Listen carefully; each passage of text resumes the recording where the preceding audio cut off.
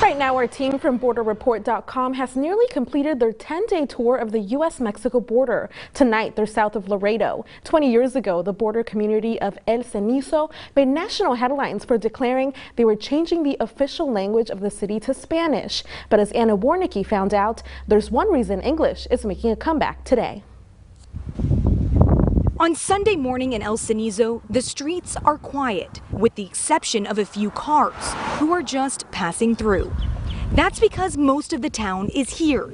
Pastor Juan Gonzalez speaks a little bit of English, but that's common in El Cenizo. The small border town south of Laredo adopted Spanish as its official language in 1999.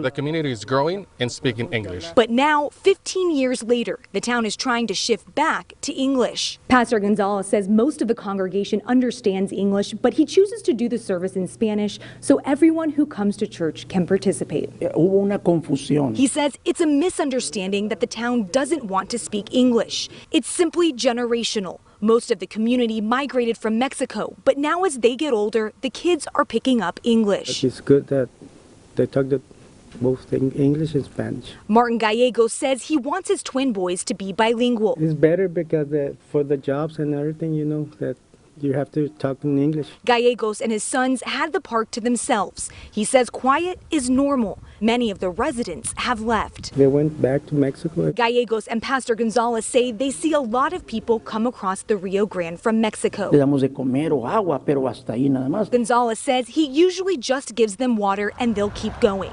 Only a few choose to stay. For BorderReport.com,